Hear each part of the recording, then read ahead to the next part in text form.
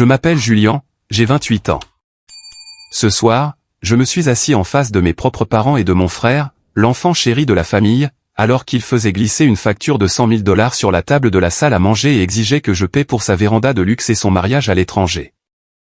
Alors que je cumulais 2 emplois éreintants juste pour me payer un appartement exigu à la peinture écaillée, ils lui ont acheté une maison neuve entièrement au comptant. Et quand j'ai supplié qu'on m'aide un peu pour mes prêts étudiants écrasantes, ma propre mère m'a regardé droit dans les yeux et m'a dit « Eh bien, mon chéri, personne ne t'empêche de travailler plus dur. » Ils se sont moqués de mes difficultés devant toute notre famille.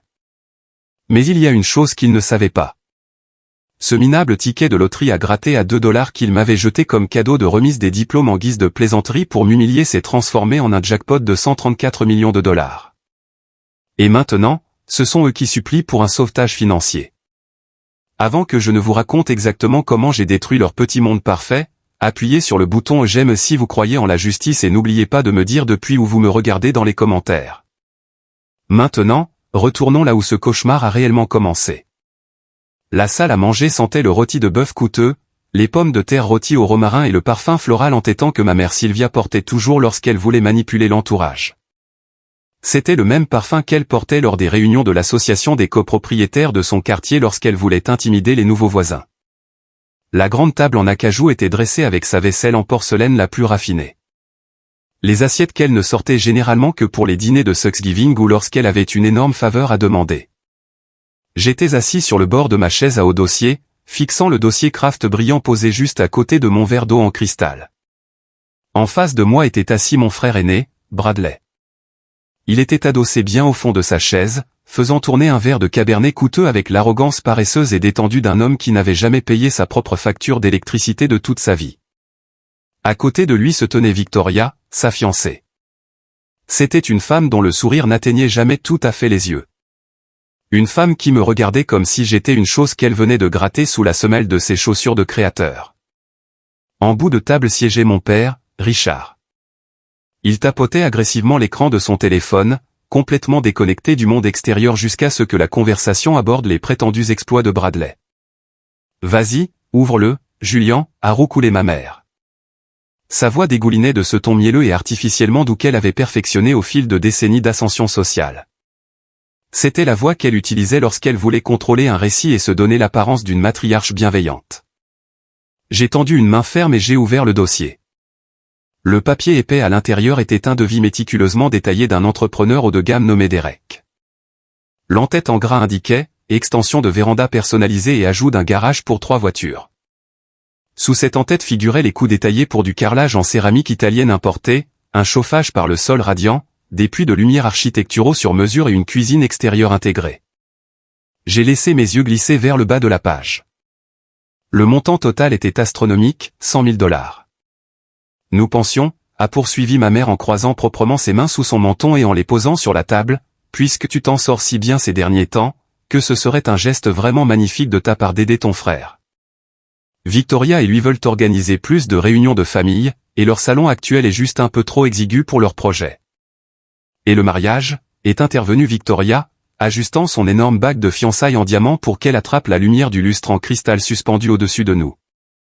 Nous avons décidé que le club de golf local est tout simplement trop ordinaire et sans inspiration. Nous envisageons un mariage de rêve en Toscane. Ce sera incroyablement chic et exclusif. Julien, nous pensons que ces 100 000 $ peuvent couvrir l'agrandissement de la maison et les acomptes pour la villa privée en Italie. J'ai fixé l'encre noire sur le papier blanc. 100 000 $. Il me demandait 100 000 $ avec la désinvolture légère de quelqu'un qui demanderait à emprunter une tasse de sucre ou à se faire passer le sel. Mon père a enfin levé les yeux de l'écran brillant de son téléphone. Il a ajusté son col et s'est raclé la gorge. C'est un investissement solide, Julien. Cela ajoute une valeur significative à la propriété.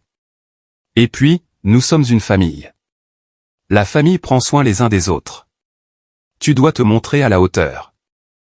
La famille prend soin les uns des autres. Les mots ont résonné dans ma tête, rebondissant sur les murs de cette immense maison. C'était une maison que mes parents avaient achetée pour Bradley, entièrement payée au comptant le jour de l'obtention de son diplôme universitaire. J'ai regardé Bradley.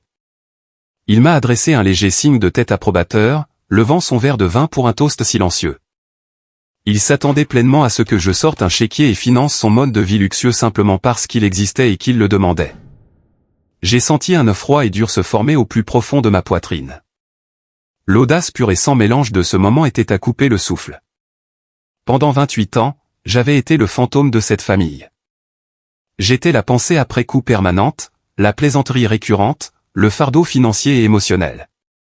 Et maintenant, simplement parce qu'ils avaient capté une vague odeur de ma réussite récente, je devenais soudainement leur compte bancaire personnel et sans fond. J'ai refermé le dossier lentement, alignant les bords du papier avec une précision méticuleuse jusqu'à ce qu'il soit parfaitement aligné. J'ai posé mes mains à plat sur la table en acajou verni. Sentant le bois frais sous mes paumes, mon cœur battait à un rythme lent, régulier et puissant. J'ai regardé ma mère droit dans les yeux. J'ai regardé mon père. J'ai regardé Bradley et Victoria. J'ai pris une profonde inspiration pour me stabiliser, m'apprêtant à prononcer les mots exacts qui allaient réduire ce pont en cendres pour toujours et les laisser au milieu des ruines. Mais pour comprendre la satisfaction absolue et indéniable de ce que j'allais faire, il faut comprendre toute une vie d'humiliation qui m'avait mené à cette table de salle à manger. Il faut comprendre ce qu'il faut pour briser un fils loyal si complètement que sa seule option viable est de devenir entièrement intouchable. Si vous avez grandi en tant que frère ou sœur invisible, vous savez exactement ce que l'on ressent dans l'ombre de l'enfant chéri. C'est un endroit glacial et stérile. C'est un endroit où vos réussites sont systématiquement minimisées, vos luttes quotidiennes ignorées, et votre existence même perçue comme un inconvénient par les personnes qui sont biologiquement programmées pour vous aimer le plus. Dans notre maison, Bradley était le soleil brûlant et le reste d'entre nous n'étaient que des planètes insignifiantes censées graviter autour de son éclat. La règle fondamentale de mon enfance était tacite mais absolue dans son exécution, Bradley obtenait le meilleur de tout et Julian recevait les restes. Je me souviens très bien du matin de Noël quand j'avais 7 ans. Le sol du salon était une mer vibrante de papier cadeau déchiré et de rubans colorés. Bradley, qui avait 9 ans à l'époque, a déchiré agressivement le papier d'une boîte massive et lourde pour révéler une console PlayStation flambant neuve. C'était le jouet le plus convoité et le plus cher de l'année. Mes parents se tenaient au-dessus de lui, rayonnant d'une immense fierté, leurs yeux brillants comme s'ils venaient de guérir une maladie mondiale majeure. Je les regardais serrer la boîte, ressentant un pincement de jalousie enfantine et innocente. Mais je me suis tourné avec enthousiasme vers mon propre petit cadeau posé sous le sapin. J'ai soigneusement déchiré le papier bon marché pour y trouver un t-shirt gris un peu terne. Je l'ai déplié. Il arborait le logo délavé d'une entreprise locale de plomberie imprimé maladroitement dans le dos. Il venait clairement d'un bac de liquidation chez Walmart, et il avait au moins 3 tailles de trop pour ma silhouette squelettique. Je l'ai tenu à bout de bras, les manches retombant tristement bien au-delà de mes coudes.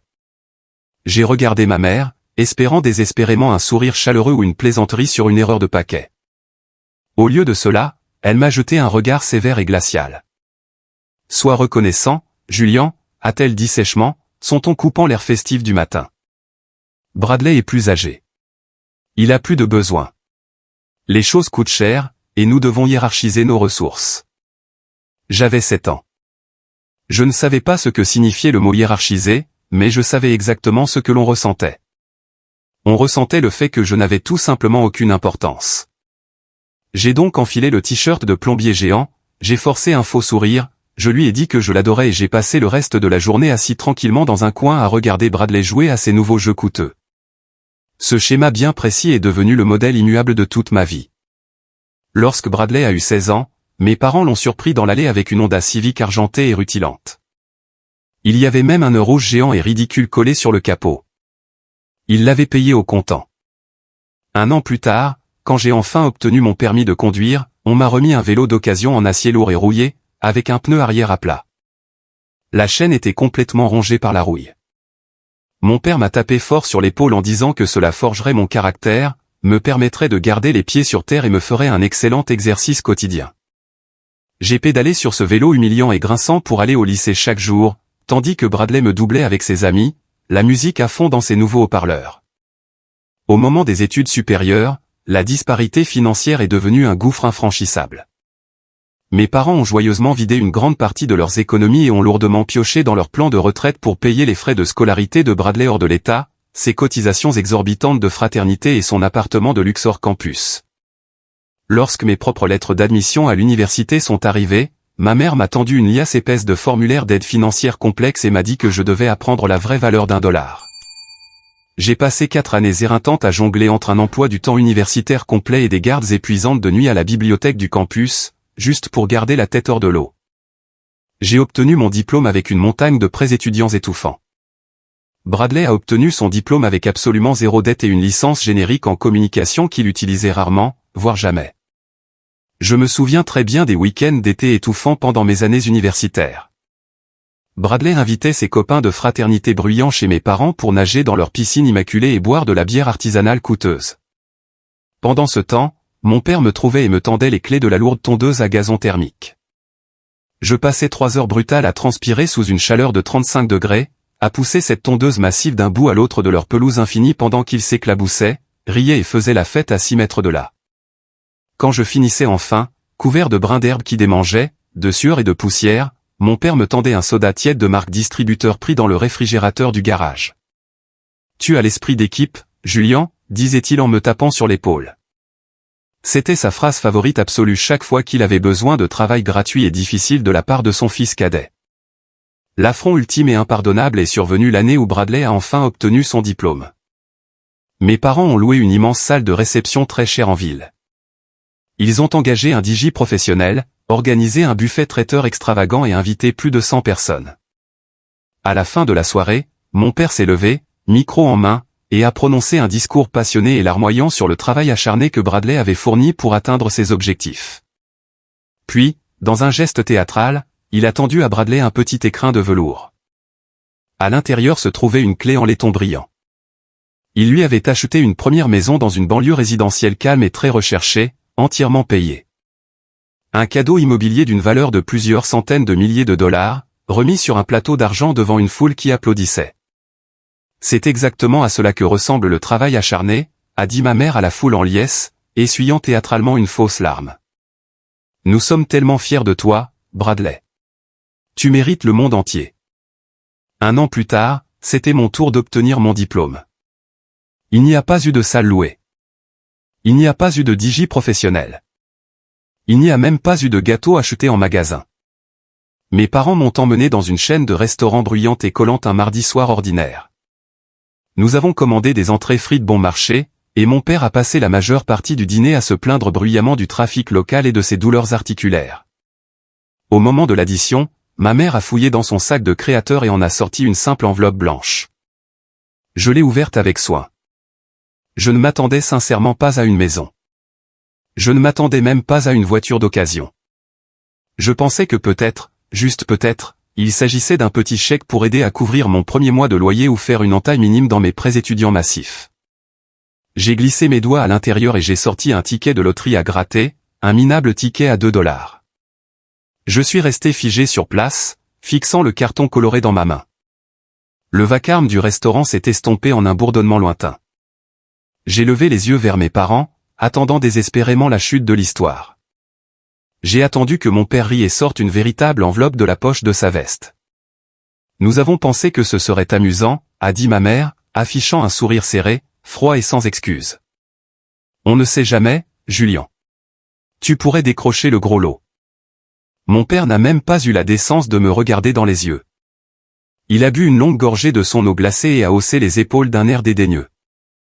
Eh bien, tu sais, nous avons dépensé une somme importante pour la maison de Bradley. Nous devons nous serrer la ceinture par ici. Un rire amer, creux et sombre a échappé de ma gorge. Impossible de le retenir. C'était le rire d'un homme brisé qui réalisait enfin qu'il était entièrement et définitivement seul au monde. J'imagine que ma seule vraie chance d'obtenir quelque chose de bien dans cette famille, c'est de gagner le jackpot. Hein, ai-je dit, jetant le ticket bon marché sur la table collante. Aucun d'eux n'a contredit mes propos. Ils ne se sont pas excusés. Ils ont juste eu l'air légèrement agacés et mal à l'aise. J'ai pris le ticket, je l'ai enfoncé au fond de ma poche et j'ai payé mon propre repas de remise de diplôme avec ma carte bancaire. Je suis retourné dans ma petite chambre de résidence universitaire déprimante ce soir-là et j'ai jeté le ticket dans un tiroir de bureau sombre. Je n'ai même pas pris la peine de gratter la pellicule argentée. C'était comme une malédiction, un rappel physique et tangible de la valeur dérisoire que j'avais à leurs yeux. Après cette terrible nuit, j'ai complètement arrêté d'essayer. J'ai arrêté de les appeler tous les dimanches après-midi.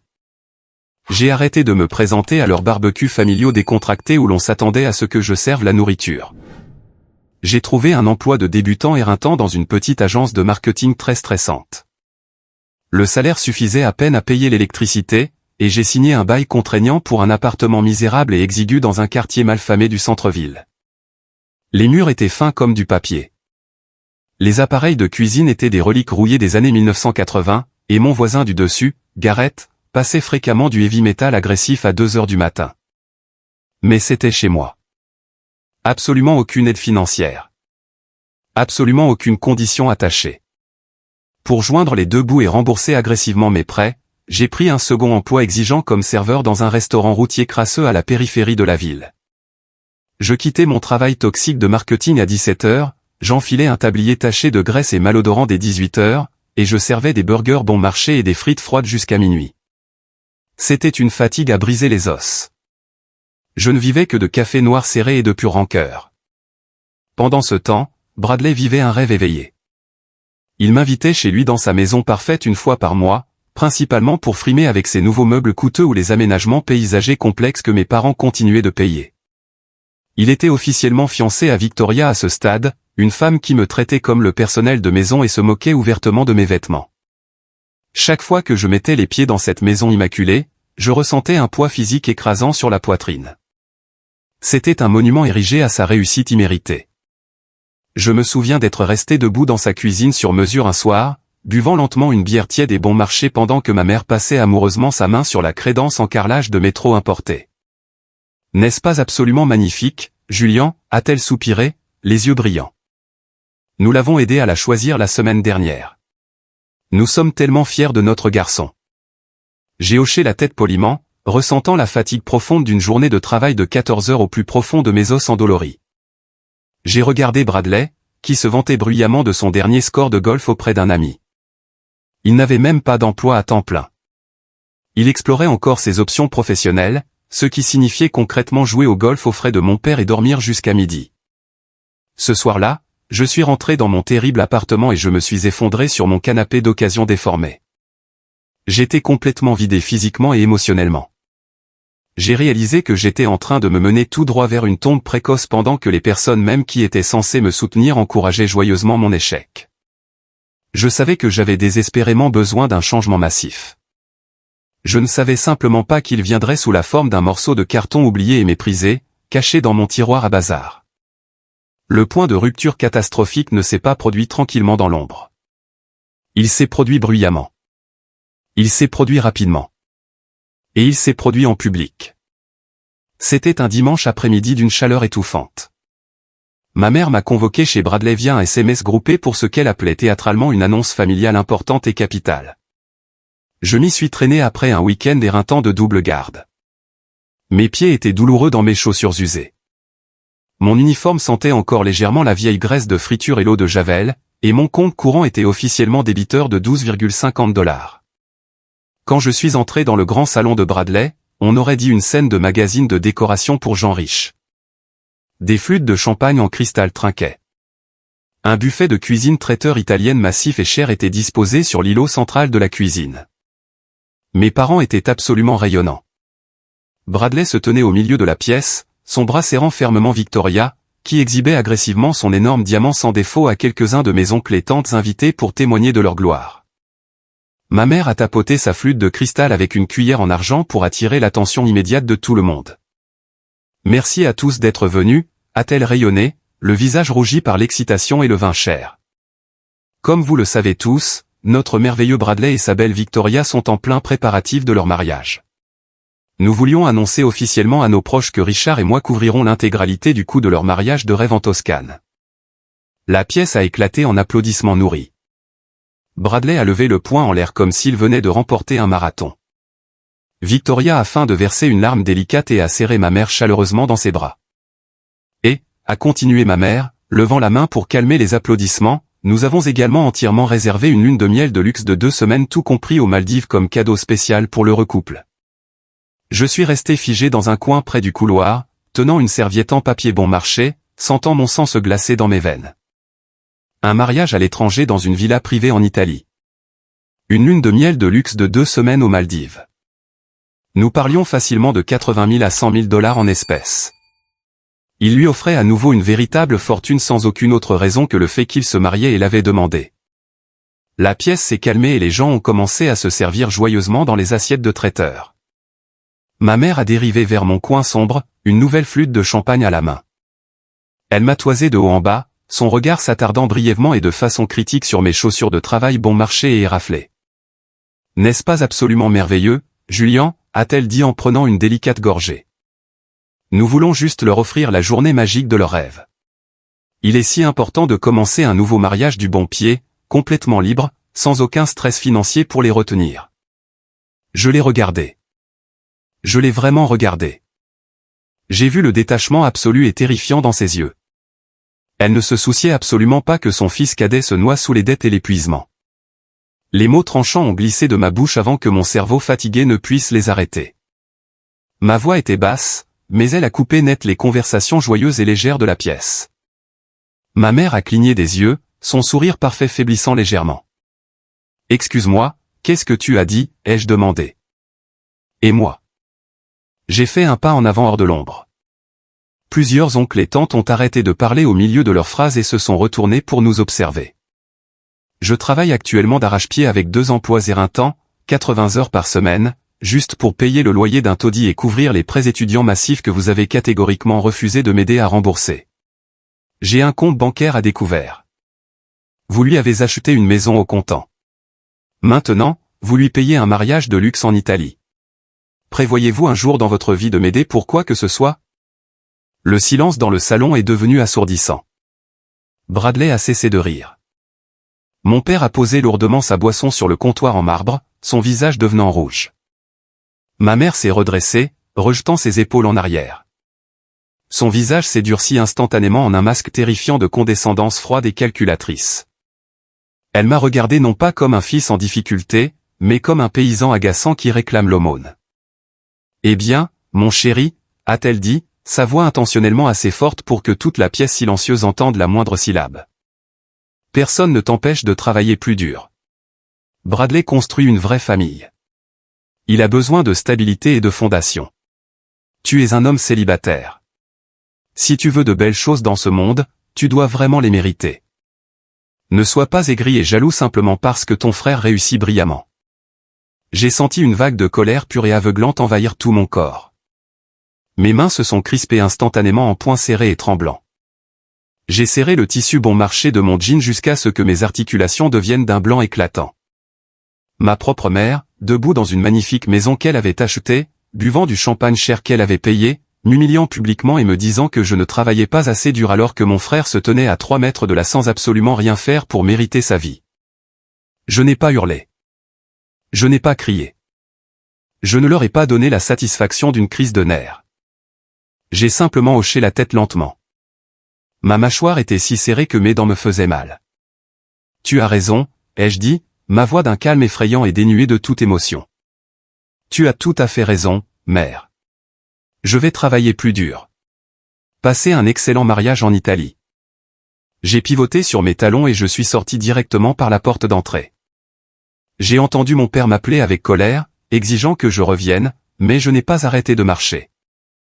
Je suis monté dans ma vieille voiture poussive, j'ai claqué la portière lourde et je suis parti, laissant derrière moi un nuage d'échappement. Quand je me suis enfin garé devant mon immeuble délabré, j'ai sorti mon téléphone. J'ai bloqué le numéro de ma mère. Puis j'ai bloqué celui de mon père. Puis celui de Bradley. J'en avais complètement, absolument et définitivement fini avec eux. J'ai gravi lourdement les 3 étages d'escalier sombres et grinçants jusqu'à mon appartement misérable. Il sentait fort le vieux chou bouilli et la moquette humide et pourrie. Mon voisin du dessus, Garrett, passait déjà son heavy metal agressif, faisant vibrer mon plafond. Je suis entré dans ma petite cuisine déprimante, j'ai attrapé un sac poubelle en plastique noir et j'ai commencé frénétiquement à jeter des affaires. J'avais besoin de nettoyer. J'avais besoin de purger sévèrement ma vie. J'avais besoin d'avoir l'impression de contrôler au moins une petite chose dans ma pathétique existence. J'ai tiré de force sur le tiroir à bazar coincé à côté de la cuisinière rouillée. Il était rempli de piles double A usagées, d'élastiques cassés, de menus de livraison de restaurants locaux ayant fait faillite il y a des années et d'un méli-mélo inextricable de vieux câbles de recharge. J'ai attrapé une énorme poignée de déchets et je l'ai jeté dans le sac. Alors que je glissais à nouveau ma main pour racler le fond, mes doigts ont frôlé quelque chose de surprenant, lisse et rigide. Je l'ai sorti sous la lumière vacillante du plafonnier. C'était la simple enveloppe blanche de mon dîner de remise des diplômes. Je l'ai fixée du regard. Elle était restée là, dans le noir, pendant plus d'1 an, enfouie sous de véritables ordures. J'ai lentement sorti le ticket de loterie à gratter à $2. Le logo de la loterie d'État me narguait depuis le carton, gagné jusqu'à 134 millions de dollars. Le texte jaune vif et tape à accent grave l'œil s'étalait en haut de la page. J'imagine que ma seule vraie chance est le jackpot, ai-je marmonné amèrement, faisant écho à ma propre plaisanterie sombre de cette terrible nuit. J'ai attrapé une pièce de monnaie terne et collante sur le comptoir encombré et je me suis assis lourdement à ma table de cuisine bancale. Le plafonnier fluorescent bourdonnait de façon agaçante au-dessus de moi. J'ai commencé à gratter la pellicule. La poussière grise recouvrait mes doigts et tombait sur la table. Je n'y prêtais pas beaucoup d'attention. Je voulais juste voir si j'avais gagné $5 pour pouvoir m'acheter une bonne tasse de café le lendemain matin avant ma garde misérable. J'ai rapidement gratté les numéros gagnants tout en haut, 08, 15, 27, 34, 42, 56. Puis j'ai commencé à gratter paresseusement mes propres numéros en dessous. Première rangée, 12, 45, 09. Rien. Perdant, comme prévu. Deuxième rangée, 08. Attends, je me suis arrêté. J'avais le numéro 08. J'ai gratté la zone du gain en dessous, elle disait « jackpot ». Mon cœur a raté un battement. Mais quiconque joue à ces jeux de grattage bon marché sait qu'il faut généralement une combinaison spécifique ou que l'on gagne simplement le prix du ticket de $2 pour en acheter un autre. J'ai continué à gratter, mon pouce accélérant légèrement. Jackpot. Jackpot. Jackpot. Jackpot. Jackpot. J'ai complètement arrêté de respirer. L'air dans la petite cuisine a soudainement semblé incroyablement rare, comme si l'oxygène avait été aspiré de la pièce. J'ai fixé le carton bon marché. La poussière métallique grise était étalée sur les numéros gagnants. J'ai lâché la pièce. Je me suis frotté vigoureusement les yeux avec la paume de mes mains. J'ai regardé à nouveau. Les chiffres en gras n'avaient pas changé. Je me suis précipité frénétiquement vers mon téléphone fêlé. Mes mains tremblaient si violemment que j'ai fait tomber l'appareil 2 fois sur le linoléum. J'ai enfin ouvert le site officiel de la loterie d'État et j'ai navigué vers la page de vérification historique des tickets de grattage. J'ai soigneusement tapé le long numéro de série imprimé au dos du ticket. L'écran a chargé pendant 3 secondes d'une angoisse terrifiante. Une bannière verte clignotante et lumineuse a couvert l'écran de façon agressive, félicitations. Ticket vérifié. Gain, 134 millions de dollars. J'ai repoussé ma chaise si vite et si fort qu'elle a basculé en arrière et s'est écrasée lourdement sur le linoléum. J'ai reculé par rapport à la table de la cuisine, plaquant mon dos contre le réfrigérateur, fixant le petit morceau de carton comme s'il s'agissait d'une grenade prête à exploser. 134 millions de dollars. Ce n'était pas une mauvaise plaisanterie. Ce n'était pas une erreur d'impression de l'ordinateur. C'était réel. Je me suis effondré lourdement à genoux au milieu de ma cuisine étroite. Le linoléum bon marché et écaillé était froid contre ma peau, et j'ai commencé à rire. Ce n'était pas un rire joyeux et heureux. C'était un rire maniaque, haletant, hystérique, qui s'est rapidement transformé en sanglots lourds, déchirants et incontrôlables. L'univers possède un sens de l'humour incroyablement tordu et sombre. Les personnes même qui voulaient désespérément me voir échouer, les personnes arrogantes qui m'avaient remis un morceau d'ordure littérale pour m'humilier publiquement venaient de me remettre accidentellement les clés de secours du monde entier. Je suis resté sur ce sol sale pendant très longtemps. Quand je me suis enfin relevé, les tremblements violents de mes mains avaient complètement cessé. Un calme profond, glacial et calculateur a envahi tout mon être. Je n'étais plus le fils fauché, désespéré et invisible. J'avais soudainement plus d'argent liquide que mes parents et Bradley réunis, multiplié par 10. Mais je savais exactement ce qui se passerait s'ils l'apprenaient un jour. Ils fonderaient sur moi comme des sauterelles affamées. Ils exigeraient une part massive.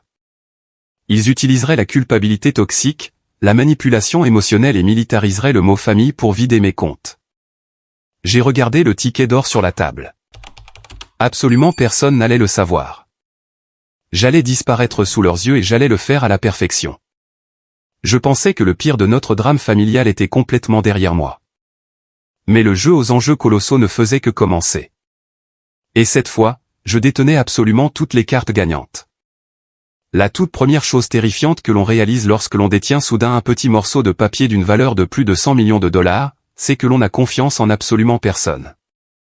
Chaque ombre sombre dans le couloir ressemble à un voleur. Chaque appel téléphonique inattendu semble être un piège dangereux. J'ai gardé le ticket précieusement caché à l'intérieur d'un manuel universitaire évidé, enfoncé profondément sous mon matelas déformé pendant 3 jours terrifiants et sans sommeil, le temps d'élaborer un plan infaillible. Je savais que j'avais besoin d'une aide professionnelle de haut niveau. Je ne pouvais pas simplement entrer dans une agence bancaire locale et déposer un chèque avec autant de zéros sans déclencher des alarmes massives. J'ai commencé à faire des recherches rigoureuses sur les cabinets de gestion de fortune d'élite situés dans le quartier financier chic. J'avais besoin de quelqu'un de vif comme un rasoir, d'incroyablement discret et qui traitait régulièrement avec des clients au patrimoine ultra élevé. C'est exactement ainsi que j'ai trouvé Valérie. Valérie était associée principale dans un cabinet de gestion de fortune très exclusif. Son bureau immaculé était situé au 40e étage d'un gratte-ciel de verre étincelant, offrant une vue imprenable sur toute la ville. Quand je suis entré dans son hall d'accueil intimidant, vêtu de ma plus belle chemise habillée légèrement délavée et de mes chaussures éraflées, la réceptionniste m'a jeté un regard de dédain poli et à peine voilé. Mais quand je me suis enfin assis dans le grand bureau de Valérie et que j'ai sorti le ticket de loterie d'une enveloppe solidement scellée avec du ruban adhésif, toute l'atmosphère de la pièce a changé instantanément. Valérie n'a pas sursauté. Elle n'a pas souri de toutes ses dents. Elle a simplement ajusté ses lunettes de créateur coûteuses, a examiné méticuleusement le ticket et m'a regardé avec des yeux bleus perçants et intelligents. « Julien », a-t-elle dit, sa voix incroyablement stable et autoritaire. La toute première règle incassable d'une richesse soudaine et massive est le silence absolu. Ne le dis pas à tes amis. Ne le dis pas à tes collègues de travail. Et par-dessus tout, ne le dis pas à ta famille. L'argent change les gens et il fait souvent ressortir ce qu'il y a de pire chez les personnes les plus proches de vous. Ce ne sera pas un problème, ai-je dit d'un ton sombre et amer. Au cours du mois intense qui a suivi, Valérie est devenue mon architecte financière et mon bouclier de protection féroce. Elle m'a immédiatement présenté à un avocat d'affaires de premier plan, spécialisé dans les successions complexes, la protection des actifs et la planification successorale. Ensemble, ils ont légalement mis en place une fiducie aveugle en béton armé et une SARL anonyme. Cette structure juridique brillante m'a permis de réclamer les gains massifs de la loterie de manière totalement anonyme. Mon véritable nom n'apparaîtrait jamais dans un communiqué de presse publique, sur un chèque géant de démonstration ou dans un journal local. Une fois les lourdes taxes d'État et fédérales enfin payées, mon compte bancaire privé nouvellement établi affichait un solde ahurissant et révolutionnaire de précisément 85 millions de dollars. Le jour même où le virement massif a officiellement été validé par le système bancaire, je devais effectuer une double garde éreintante au restaurant routier graisseux. J'ai franchi les portes d'entrée, j'ai noué mon tablier malodorant et taché de graisse, et j'ai regardé autour de moi. J'ai vu Brenda, ma gérante au caractère bien trempé. C'était une femme travailleuse, au langage fleuri, d'une 50aine d'années, qui m'avait toujours traité avec plus de respect et de gentillesse que ma propre mère ne l'avait jamais fait. Elle savait que je luttais pour survivre et elle me laissait souvent emporter les restes de nourriture pour que je ne souffre pas de la faim. J'ai marché d'un pas décidé vers le comptoir principal, j'ai retiré mon tablier sale et je l'ai posé fermement. Brenda, j'ai fini. Je démissionne tout de suite. Elle a arrêté de frotter vigoureusement le comptoir et m'a regardé sous le choc. Julien, ça va? Il s'est passé quelque chose? Tu as besoin d'une avance sur ton salaire pour payer le loyer. Non, Brenda, j'ai trouvé un nouveau travail, un très, très bon travail. Mais avant de franchir cette porte, je veux te remercier dignement pour tout. J'ai plongé ma main au fond de ma poche et j'ai sorti un chèque de banque certifié que j'avais demandé à Valérie de préparer le matin même. Je l'ai fait glisser sur le comptoir plastifié. Brenda l'a ramassé prudemment, ses yeux fatigués parcourant les chiffres imprimés. C'était un chèque valide de 5000 $. Sa mâchoire s'est littéralement décrochée. Julien, qu'est-ce que c'est que ça? Je ne peux pas accepter autant d'argent de ta part. Tu le peux, et tu vas absolument le faire. J'ai souri, ressentant une joie sincère et libérée pour la première fois depuis des années. Prends de vraies vacances. Tu l'as mérité, Brenda. Je suis sorti de ce restaurant malodorant, me sentant nettement plus léger que l'air. Mon action stratégique suivante a été extrêmement calculée. J'ai remboursé mes prêts étudiants étouffants en un seul versement massif. Voir ce solde terrifiant tomber instantanément à précisément $0 a été une expérience presque religieuse. J'ai rapidement rompu le bail de mon appartement, j'ai donné un billet de $100 tout neuf à Garrett pour qu'il m'aide à jeter mes maigres et sans valeur affaires dans une benne, et j'ai laissé cet immeuble terrible et déprimant derrière moi pour toujours. J'ai également envoyé un email de démission d'une seule phrase très satisfaisant à mon patron toxique de l'agence de marketing. Mais je ne voulais pas simplement être riche en toute discrétion. Je voulais une victoire silencieuse, indéniable, monumentale. Valérie m'a aidé à parcourir des annonces immobilières de luxe exclusives. J'aurais facilement pu acheter un Penthouse tentaculaire dans le centre-ville ou une île privée dans les Caraïbes, mais j'ai choisi quelque chose de bien plus délibéré et poétique. J'ai acheté un immense manoir moderne aux parois de verre dans une banlieue résidentielle fermée et très sélecte. Il disposait d'une superbe piscine à débordement, d'une salle de cinéma ultramoderne et d'une allée circulaire assez longue pour garer 10 voitures. Quelle justice poétique magnifique! Le quartier se trouvait à exactement 3 km de la banlieue où vivait Bradley. Je vivais dans une véritable forteresse d'une immense richesse, juste sous leur nez, et ils n'avaient absolument aucune idée que j'étais leur nouveau voisin milliardaire. Pour couronner le tout, je suis entré avec assurance dans une concession automobile de prestige et j'ai payé au comptant une Porsche 911 noire de jet flambant neuve. Je ne l'ai pas fait pour frimer devant des inconnus. Je l'ai fait parce que pendant 28 années d'agonie, j'avais pédalé sur un vélo rouillé aux pneus crevés et conduit une voiture humiliante qui calait au feu vert. Je voulais ressentir physiquement la puissance brute d'un moteur allemand qui rugissait agressivement lorsque j'appuyais sur la pédale pendant 6 mois glorieux et ininterrompus. J'ai vécu dans une paix et un luxe total. J'ai complètement ignoré les rares SMS à moitié convaincu de ma mère me demandant pourquoi j'avais manqué Thanksgiving et Noël. J'ai travaillé en étroite collaboration avec Valérie pour investir massivement et intelligemment. J'ai rapidement appris les détails complexes des portefeuilles d'actions, des acquisitions d'immobilier commercial et des comptes offshore sécurisés. Je suis devenu un fantôme invisible, menant un train de vie de milliardaire tandis que ma famille arrogante supposait bêtement que je croupissais toujours dans un appartement bon marché du centre-ville, en train de souffrir. Mais l'univers, comme je l'avais appris à mes dépens, a une façon très particulière de rééquilibrer les plateaux de la balance de manière inattendue. On ne peut tout simplement pas conduire une superbe Porsche noire de jet éternellement dans une banlieue tranquille sans que quelqu'un finisse par le remarquer. Un mardi après-midi ordinaire, je sortais lentement d'un café de spécialité dans le centre-ville. J'avais les fenêtres baissées, profitant de la brise, le puissant moteur ronronnant doucement. Alors que je m'arrêtais en douceur à un feu rouge, un vieux pick-up Ford rouillé s'est arrêté juste à côté de moi. J'ai jeté un coup d'œil distrait et mon estomac est tombé dans mes talons. Assis sur le siège conducteur du vieux véhicule se trouvait Mason. Mason était un type bruyant et désagréable avec qui j'étais allé au lycée. Et bien plus important encore, c'était l'un des plus proches compagnons de beuverie de Bradley. Les yeux de Mason se sont agrandis de façon démesurée. Il a regardé la Porsche rutilante. Il a regardé la veste de créateur sur mesure que je portais. Puis il a regardé mon visage droit dans les yeux. « Julian » a hurlé Mason par-dessus le bruit de la circulation. « C'est un truc de fou, mec. C'est vraiment toi? C'est quoi cette voiture que tu conduis ?» Le feu est passé instantanément au vert. Je ne lui ai pas répondu. J'ai enfoncé fermement mon pied sur l'accélérateur et la Porsche a jailli vers l'avant comme une fusée, laissant Mason complètement sur place dans la poussière. Mon cœur martelait violemment ma poitrine. J'ai serré le volant en cuir si fort que mes articulations sont devenues d'un blanc éclatant. Je connaissais Mason. Il était incapable de garder un secret. Il était probablement en train de composer agressivement le numéro de Bradley avant même que je n'ai atteint la bretelle d'accès à l'autoroute en toute sécurité. Le silence magnifique et parfait que j'avais soigneusement construit était sur le point de voler en éclats. La tempête approchait, et je savais exactement à quoi elle ressemblerait. Je ne me rendais simplement pas compte de la rapidité et de la hargne avec lesquelles ils allaient tenter de planter leurs griffes cupides dans ma nouvelle richesse. Je pensais que le pire était passé. Je me trompais lourdement. J'ai regardé le pick-up Ford délabré de Mason disparaître dans la circulation dense de l'après-midi, laissant derrière lui un épais nuage de fumée d'échappement sombre. Je suis resté immobile sur le siège de ma Porsche qui tournait au ralenti. Le puissant moteur allemand ronronnait sans faille sous mes pieds, mais mon sang était devenu glacé. Je savais exactement ce qui allait se passer ensuite. Mason n'était pas un homme capable de garder un secret. C'était un commère notoire de la ville, un flagorneur désespéré qui cherchait constamment à rester dans les bonnes grâces de mon frère Bradley en lui fournissant des informations.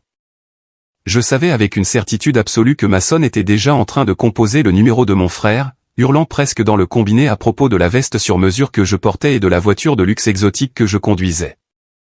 Le silence magnifique, paisible et parfaitement construit que j'avais férocement protégé au cours des 6 derniers mois était officiellement mort. Je suis retourné dans mon grand manoir de banlieue, sentant un poids lourd s'installer fermement sur ma poitrine. À mon approche de la propriété, le lourd portail de sécurité en fer s'est ouvert automatiquement, se refermant derrière moi avec un bruit métallique rassurant et lourd. Je me suis garé dans le garage climatisé et impeccable, j'ai marché lentement vers ma cuisine moderne et ensoleillée, et j'ai posé mon téléphone face visible sur l'îlot en marbre froid. Je me suis versé un verre d'eau pétillante, fixant l'écran vide de mon téléphone. Je n'ai pas eu à attendre très longtemps pour l'attaque inévitable. Exactement 47 minutes après que Mason m'avait repéré à ce carrefour du centre-ville, l'écran s'est illuminé brillamment. C'était un SMS entrant de ma mère, Sylvia. J'avais définitivement bloqué son numéro personnel des mois auparavant, la nuit même où j'avais quitté leur maison, mais elle avait apparemment contourné cette barrière en utilisant le téléphone portable de mon père. Le message disait « Julian, ton père et moi parlions justement de toi ce matin. Notre fils cadet nous manque tellement. S'il te plaît, viens à un dîner de famille spécial ce dimanche soir chez Bradley. Nous avons des projets familiaux très excitants à discuter avec toi. Nous t'aimons tellement. » J'ai fixé intensément les lettres numériques brillantes sur l'écran. Un rire sombre et incroyablement amer a grimpé le long de ma gorge, résonnant bruyamment dans la cuisine immense et vide. Pendant 28 longues et douloureuses années, j'avais été complètement invisible pour ces gens. Durant les 6 derniers mois consécutifs, ils n'avaient pas envoyé un seul message pour vérifier si j'étais en vie, en bonne santé ou en sécurité. Ils ne se souciaient absolument pas de savoir si j'étais mort de froid dans mon appartement misérable et exposé au courant d'air, ou si je mourais de faim en arpentant les rues à la recherche d'un 3e emploi. Mais à la seconde absolue où ils ont perçu une vague odeur d'argent réel, je suis soudainement redevenu leur fils bien-aimé et profondément regretté. C'était si transparent, si profondément pathétique et si incroyablement prévisible que cela m'a physiquement soulevé le cœur. J'ai immédiatement pris le téléphone et j'ai contourné ma liste de contacts, composant le numéro privé direct de Valérie, ma conseillère principale en gestion de fortune. Elle a répondu promptement à la 2e sonnerie, sa voix nette et parfaitement attentive. J'ai expliqué rapidement et précisément la situation soudaine avec Mason au feu de signalisation vers l'invitation à dîner suspecte, affectueuse et urgente que je venais de recevoir de ma famille éloignée. Valérie est restée silencieuse un long moment, analysant les implications stratégiques.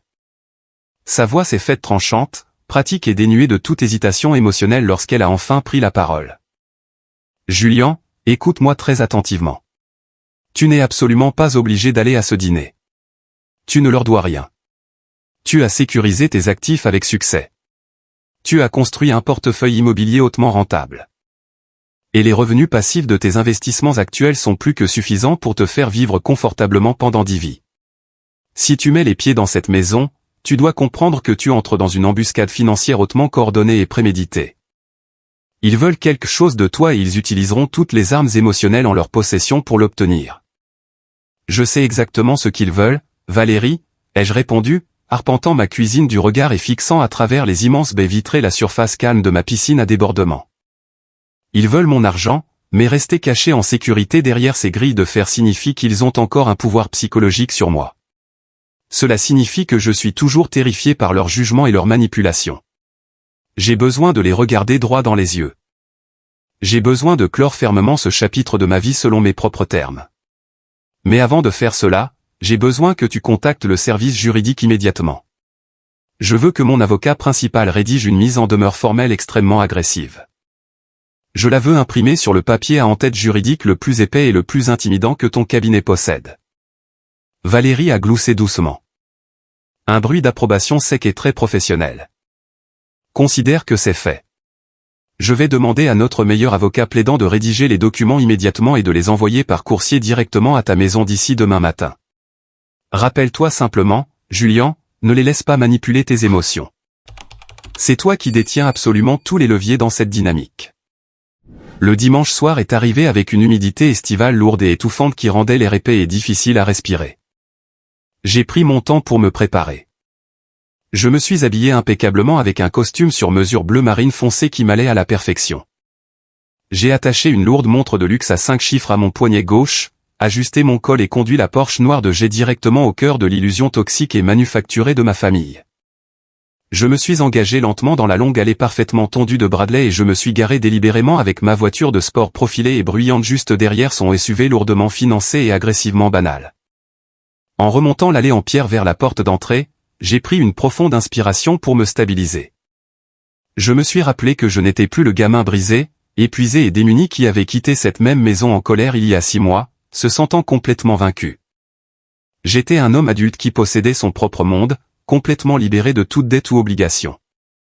Ma mère a ouvert brusquement la porte d'entrée avant même que j'aie eu le temps d'appuyer sur la sonnette. Elle a ouvert grand ses bras, son visage lourdement maquillé s'étirant en un énorme sourire artificiel et aveuglant. Elle portait son parfum floral entêtant. Cette odeur exacte a instantanément déclenché une vague massive de souvenirs d'enfance sombres et oppressants. « Julian, regarde-toi » a-t-elle presque hurlé, m'attirant dans une étreinte serrée et entièrement feinte. Elle s'est reculée rapidement et m'a toisé sans vergogne de haut en bas, ses yeux cupides et calculateurs analysant la coupe précise de mon costume coûteux et le cuir italien haut de gamme de mes chaussures. « Tu es absolument incroyable, mon chéri. Tu nous as tellement manqué. La maison n'a tout simplement pas été la même sans toi. » Bradley est soudainement apparu dans le couloir brillamment éclairé, tenant un grand verre en cristal de vin rouge. Il affichait un sourire forcé et remarquablement crispé qui ne parvenait pas du tout à atteindre ses yeux. « Salut, petit frère » a-t-il dit, proposant une poignée de main ferme et très compétitive. « Ça fait un bail. Mason a mentionné qu'il t'avait croisé par hasard en ville l'autre jour. Il a dit que tu t'en sortais plutôt exceptionnellement bien. »« Je vais très bien, Bradley » ai-je dit, ma voix parfaitement neutre et plate, lui donnant intentionnellement absolument rien sur quoi s'appuyer. Nous nous sommes dirigés lentement vers la salle à manger formelle, la pièce exacte où j'avais été impitoyablement humilié quelques mois auparavant. La scène était presque identique, pourtant la dynamique du pouvoir était complètement inversée. Mon père s'est levé rapidement de sa chaise pour me serrer la main, me tapant chaleureusement sur l'épaule, ignorant complètement le fait flagrant que la dernière fois que nous nous étions parlé, il m'avait hurlé dessus depuis le perron de sa maison. Victoria, la fiancée de Bradley, était assise tranquillement à la table, ses yeux se posant constamment et avec cupidité sur la montre de valeur qui brillait à mon poignet. Le dîner a commencé par un défilé fastidieux et agaçant de bavardages superficiels. Ils ont complimenté agressivement mon apparence physique. Ils ont posé des questions vagues et très indiscrètes sur l'évolution de ma carrière, essayant désespérément de comprendre comment j'avais pu acquérir une Porsche et un costume sur mesure. Je ne leur ai donné que des réponses vagues et évasives sur des investissements judicieux réalisés tôt et une promotion soudaine et très lucrative dans le secteur de la technologie d'entreprise. Puis, exactement comme Valérie l'avait prédit, le véritable et vil objectif de la soirée s'est enfin révélé. Les sourires chaleureux et factices se sont considérablement crispés.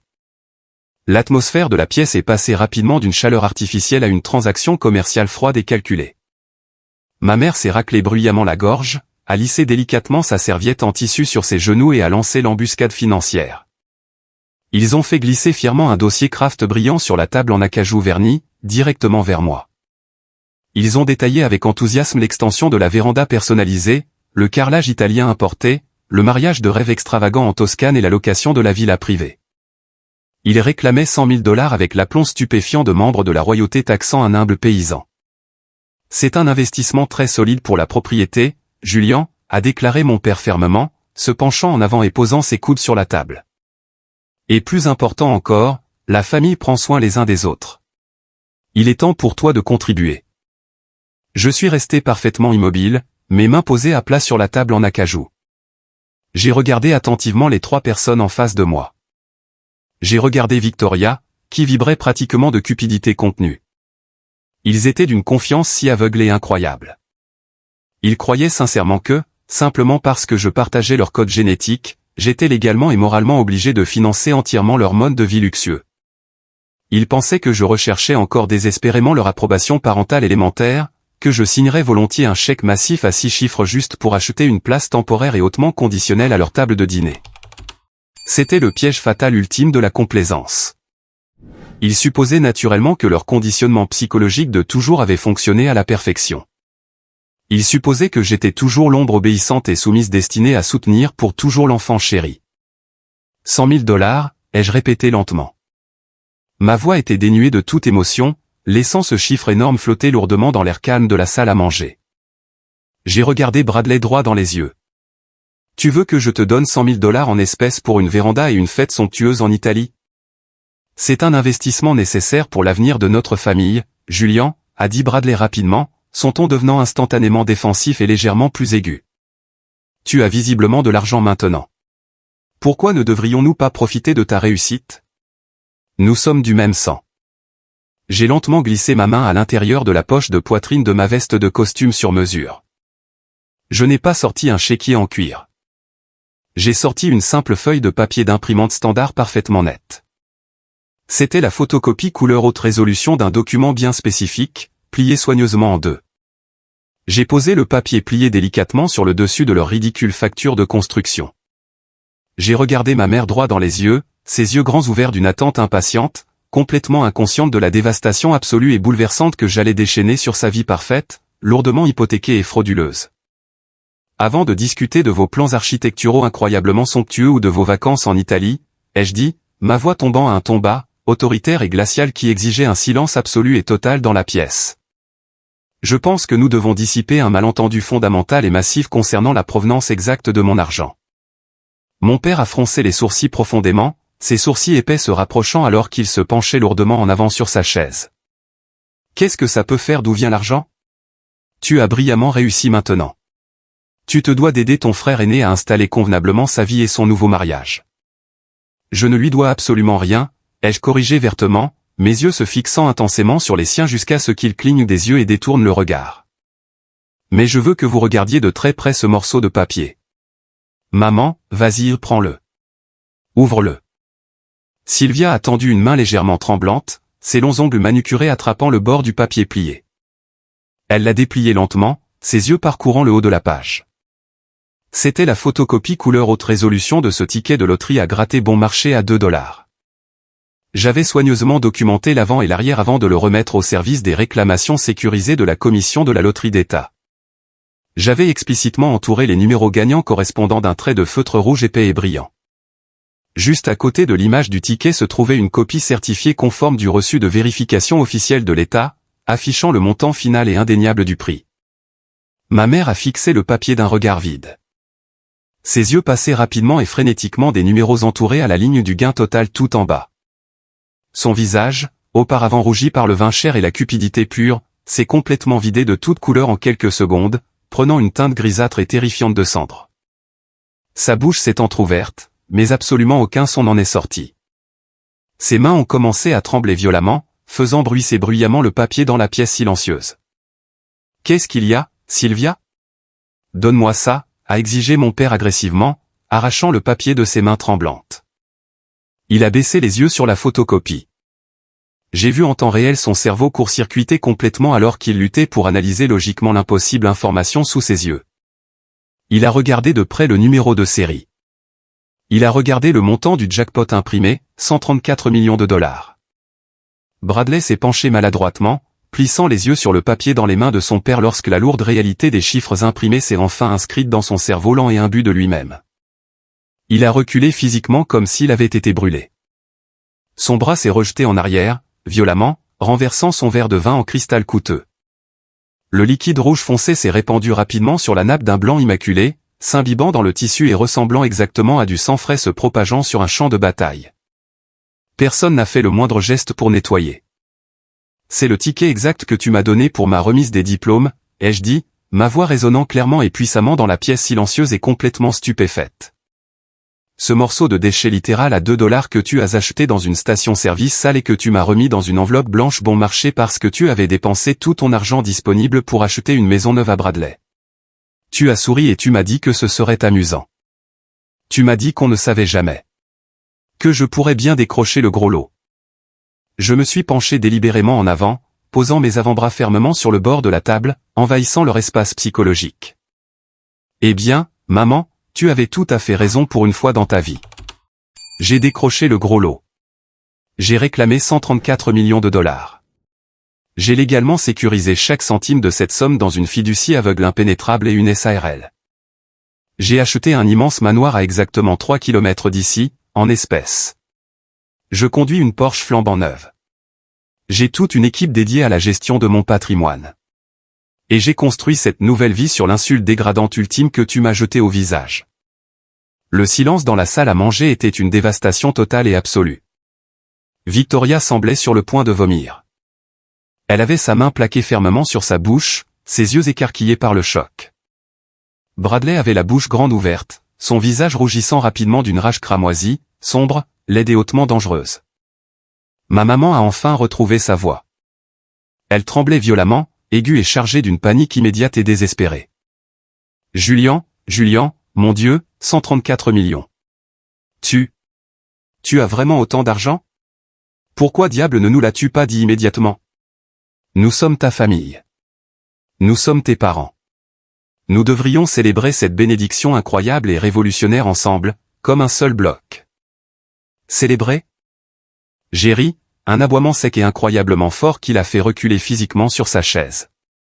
Tu ne m'as pas invité ici ce soir pour célébrer, Sylvia.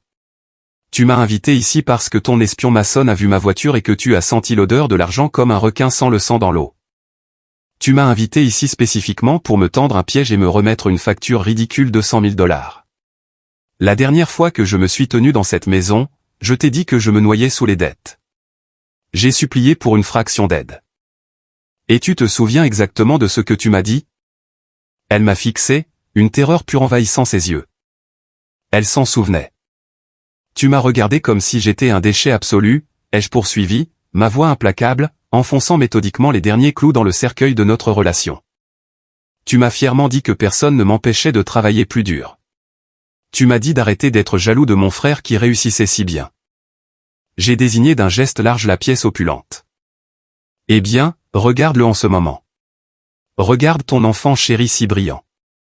Il est assis ici à supplier son jeune frère pour une énorme aumône en espèces afin de construire une véranda parce qu'il refuse de travailler pour gagner sa vie. Bradley a frappé son poing incroyablement fort sur la table en acajou, faisant s'entrechoquer bruyamment les assiettes en porcelaine fine contre le bois. Tu m'écoutes, espèce de petit crétin arrogant, a-t-il hurlé de toutes ses forces, le visage déformé par une fureur pure et non filtrée. Tu as eu une chance insolente. Cet argent appartient techniquement à cette famille. Maman et papa ont acheté ce ticket spécifique avec leur argent. Techniquement, moralement, c'est leur argent, et ils ont pleinement droit à une part massive. C'est leur héritage légitime à nous distribuer équitablement. Je n'ai pas pu m'en empêcher. J'ai rejeté la tête en arrière et j'ai ri de bon cœur face à son délire à couper le souffle et complètement insensé. Héritage. Bradley, tu as 30 ans et tu ne comprends toujours pas comment fonctionne le monde réel ou le système juridique. Ils ont acheté un cadeau. Ils m'ont physiquement et légalement remis ce cadeau. La commission de la loterie d'État, le gouvernement fédéral, le fisc et une équipe massive d'avocats d'affaires très grassement payés ont déjà vérifié que chaque centime m'appartient exclusivement et définitivement. Mon père s'est levé agressivement, sa lourde chaise en bois grinçant bruyamment et durement contre le parquet. Il a tenté de bomber le torse, essayant d'utiliser la vieille autorité patriarcale intimidante qu'il avait toujours brandie contre moi quand j'étais enfant. Julian, tu vas te rasseoir tout de suite et nous allons discuter exactement de la manière dont l'argent de cette famille sera géré à l'avenir. Nous engagerons un conseiller financier indépendant. Nous établirons une fiducie familiale commune. Nous ne allons absolument pas te laisser accumuler égoïstement cette immense richesse pendant que ton propre frère lutte pour payer son mariage. Je n'ai pas scié. Je n'ai pas bronché. Je n'ai pas reculé d'un pouce. J'ai calmement glissé ma main dans la poche de ma veste sur mesure une dernière fois. J'ai sorti une enveloppe épaisse de format juridique, portant le sceau d'or en relief très reconnaissable de l'un des cabinets d'avocats d'affaires les plus impitoyables et les plus chers de tout l'État. Je l'ai jetée sans effort sur la table. Elle a atterri avec un bruit sourd directement dans la flaque de vin rouge renversée. C'est une mise en demeure formelle et juridiquement contraignante, ai-je déclaré froidement, me redressant de toute ma hauteur, dominant facilement mon père.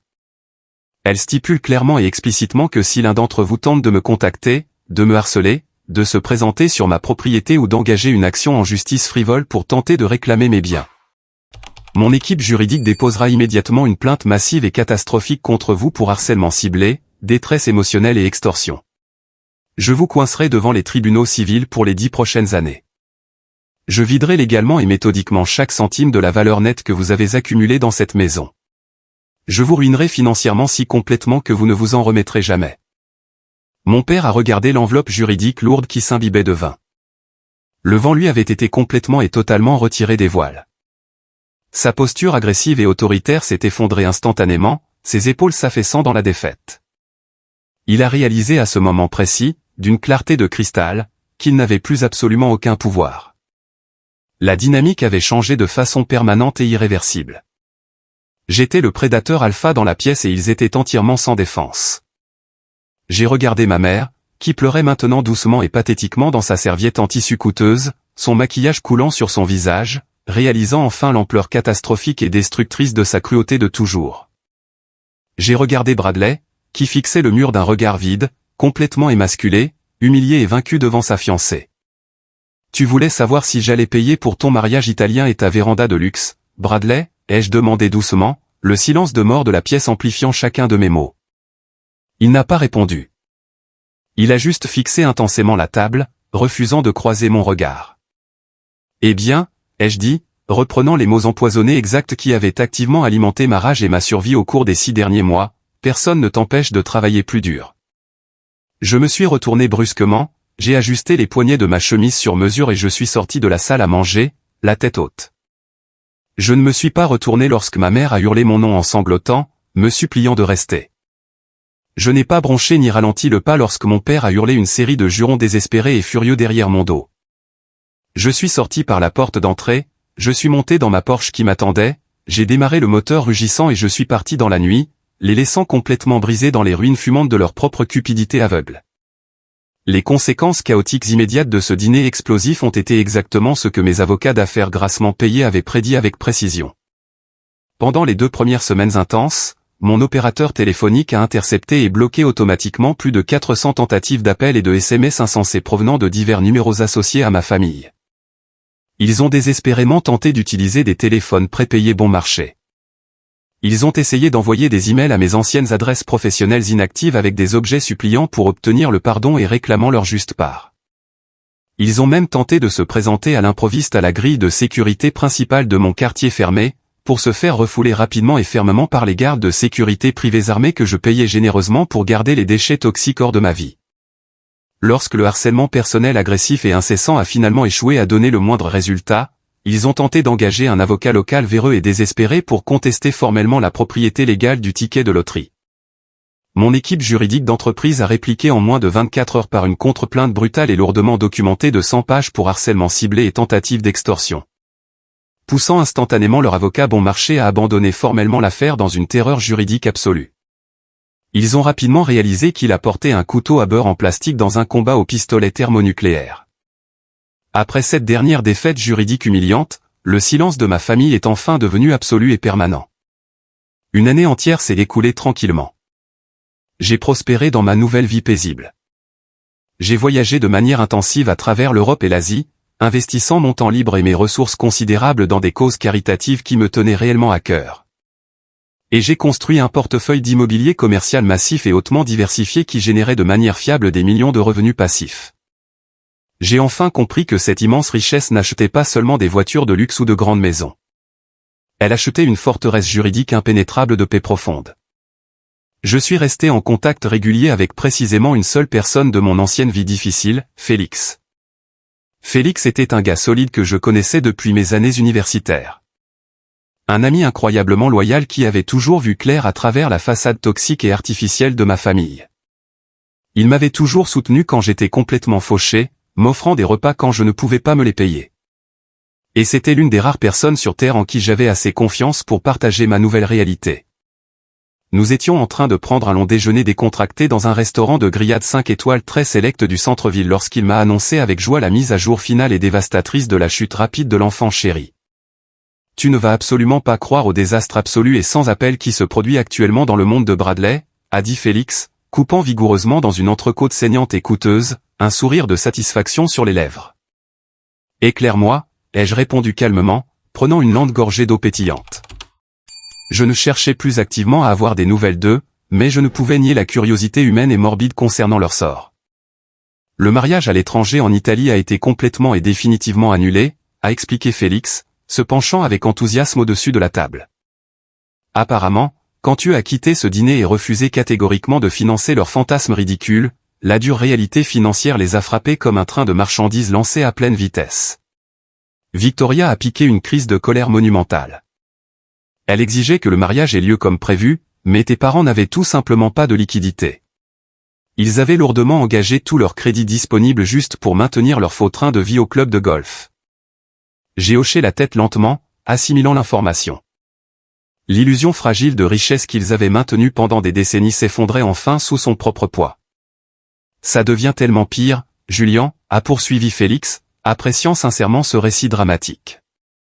Victoria n'a pas seulement annulé le mariage coûteux. Elle a officiellement demandé un divorce très contesté exactement 6 mois après qu'ils se sont rendus dans un tribunal local bon marché et déprimant pour se marier discrètement. Elle a légalement invoqué des différends irréconciliables, mais tout le monde en ville sait que c'est parce que Bradley est complètement et désespérément fauché. Elle le traîne actuellement dans une bataille juridique brutale et profondément publique. Elle se bat même farouchement pour obtenir la garde exclusive de leur chien de race coûteux juste pour le punir émotionnellement. Elle réclame formellement une pension alimentaire. Et comme Bradley refuse toujours catégoriquement de trouver un vrai travail rémunéré, le juge des affaires familiales est en train de le détruire littéralement à la barre. J'ai senti un sentiment profond et extrêmement satisfaisant de justice immanente m'envahir. Bradley, l'homme incroyablement arrogant à qui absolument tout avait été remis sur un plateau d'argent depuis sa naissance, faisait enfin l'expérience du poids écrasant et impitoyable de la réalité. Et mes parents, ai-je demandé, gardant ma voix complètement détachée et analytique. Félix a poussé un lourd soupir, secouant la tête d'un air incrédule. Il coule à pic avec le navire. Dans une tentative désespérée et très mal avisée de payer les avocats de divorce coûteux de Bradley et de sauver sa maison d'une saisie bancaire totale, tes parents ont complètement vidé leur compte de retraite. Ils ont vidé le peu d'argent qui restait du fonds d'études qu'ils avaient soi-disant mis de côté pour leurs futurs petits-enfants. Ils ont contracté une deuxième hypothèque massive à taux élevés sur leur propre maison. Ils se noient pratiquement sous des dettes toxiques. Julian, ils ont littéralement sacrifié tout leur avenir financier et leur retraite pour protéger aveuglément l'enfant chéri. Et malgré tout cela, il est en train de perdre absolument tout. Cette lourde prise de conscience m'a frappé d'un poids déconcertant et indéniable. Ils s'étaient détruits de leur plein gré. Leur favoritisme irrationnel et aveugle, leur refus absolu de responsabiliser Bradley pour sa propre vie d'adulte était finalement devenu le poison mortel qui avait ruiné toute leur structure familiale. Ils avaient méticuleusement construit un château de cartes géant sur des fondations fragiles de mensonges, de complaisance et de droits immérités. Et à la seconde même où le vent a soufflé, tout s'est effondré violemment dans la poussière. Je n'ai pas ressenti de soudaine poussée de triomphe joyeux. Je n'ai pas eu envie d'organiser une grande fête pour célébrer leur ruine absolue. J'ai simplement ressenti un sentiment de soulagement profond et viscéral.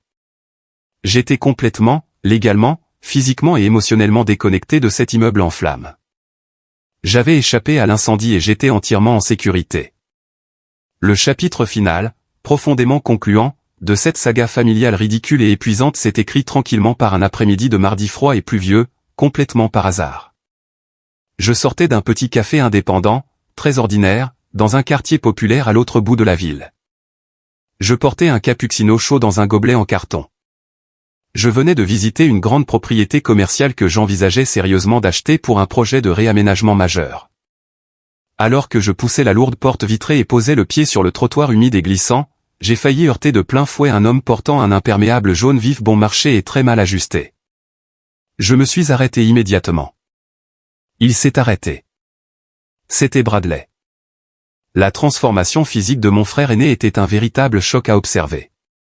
L'enfant chéri arrogant, rayonnant et en pleine forme physique que j'avais connu toute ma vie avait complètement disparu, remplacé par une coquille vide. Il paraissait facilement 10 ans de plus que son âge réel. Sa ligne de cheveux, auparavant épaisse, reculait rapidement. Son visage était pâle, émacié et profondément marqué par un stress chronique sévère, et ses yeux sombres portaient le regard terne, vide et vaincu d'un homme qui avait été finalement complètement écrasé par le monde réel. Il tenait un gobelet en papier fragile et fuyant de café filtre bon marché d'une station-service, debout sous la pluie glaciale devant un supermarché discount local. Il m'a fixé, complètement figé. Il a regardé de près mon manteau coûteux en cachemire sur mesure, mon pantalon parfaitement repassé et l'aura indéniable de décontraction d'un homme qui n'avait pas un seul souci financier au monde. Pendant un long moment, profondément inconfortable, aucun de nous n'a prononcé un seul mot. La pluie froide tombait doucement autour de nous, le bruit régulier et rythmé des voitures passant sur la chaussée mouillée comblant le silence pesant. « Julien » a-t-il fini par dire, sa voix tout à fait creuse, enrouée et entièrement dépourvue de l'assurance agressive et exigeante qu'il portait autrefois comme une arme. « Bradley » ai-je répondu calmement, mon cœur maintenant un rythme lent et incroyablement régulier. Il a baissé les yeux vers le trottoir humide et fissuré, puis les a lentement relevés vers moi. Un bref éclair familier de l'ancien ressentiment amer s'est brièvement allumé dans ses yeux fatigués et injectés de sang. Tu sais, j'y pense encore chaque jour. Je n'arrive pas à dormir à cause de ça. C'est tellement incroyable, incroyablement injuste. Tu n'as pas fait une seule chose pour mériter cet argent. Tu as juste gratté un morceau de papier bon marché par hasard. Tu as juste eu une chance insolente et maintenant tu as le monde entier à tes pieds pendant que nous sommes littéralement en train de nous noyer sous les dettes. Je me tenais là, calme sous la pluie glaciale, regardant profondément l'homme brisé et misérable qui avait l'habitude de faire de ma vie quotidienne un enfer. J'ai réalisé à ce moment précis que je ne ressentais plus la moindre once de colère. Je ne ressentais pas le besoin désespéré de crier pour défendre ma réputation ou de lui prouver ma valeur. Je ressentais juste une pitié profonde, presque clinique, pour un homme adulte qui refusait toujours catégoriquement de prendre la responsabilité personnelle de ses propres échecs massifs. Tu as tout à fait raison, Bradley, ai-je dit, ma voix incroyablement stable et étonnamment douce, coupant à travers le bruit de la pluie. J'ai eu une chance incroyable, impossible, avec ce ticket spécifique. La vie est follement, imprévisiblement injuste. Il a semblé sincèrement surpris, ses sourcils se fronçant, s'attendant clairement à ce que je me dispute agressivement avec lui ou que je lui jette son divorce au visage. Mais j'ai poursuivi, m'approchant légèrement pour qu'il puisse entendre clairement chaque mot délibéré par-dessus le bruit de la pluie battante. Obtenir l'argent physique n'était que de la pure chance. Ce que j'ai fait immédiatement après avoir reçu l'argent a été un choix hautement intentionnel et discipliné. J'ai choisi d'engager des experts. J'ai choisi d'apprendre agressivement la finance. J'ai choisi d'investir intelligemment. J'ai choisi de construire une vie tranquille et très paisible. Je ne l'ai pas jeté aveuglément dans des villas italiennes, des mariages massifs ou des vérandas de luxe que je ne pouvais pas me permettre. On t'a remis une maison entièrement payée directement à 22 ans. Tu avais des parents qui finançaient joyeusement toute ton existence et te sortaient de chaque erreur. Tu avais tous les avantages structurels du monde, et tu as complètement, lamentablement tout gâché parce que tu as absolument refusé de faire le travail. Bradley a tressailli physiquement vers l'arrière comme si je l'avais frappé de force au visage. Il a ouvert la bouche pour argumenter, pour déployer les vieux reproches familiers, mais les mots sont morts complètement dans sa gorge sèche. Il savait au fond de lui que j'avais entièrement raison. Les illusions s'étaient envolées. Il ne restait absolument plus personne à blâmer. J'espère sincèrement que tu trouveras une solution, Bradley, ai-je dit, en détournant mon corps de lui. Vraiment, je le souhaite, mais tu es entièrement seul maintenant, tout comme je l'ai toujours été. J'ai marché calmement vers ma voiture garée, je me suis installé dans l'intérieur en cuir chaud et je suis parti lentement. Je n'ai pas regardé une seule fois dans le rétroviseur. Cette brève rencontre silencieuse sous la pluie a été la conclusion ultime et satisfaisante dont mon âme avait désespérément besoin sans même le savoir. Gagner cette loterie massive m'a donné des millions de dollars, oui. Cela m'a donné l'incroyable capacité d'acheter de belles maisons, des voitures rapides et de voyager à travers le monde sans regarder un solde bancaire.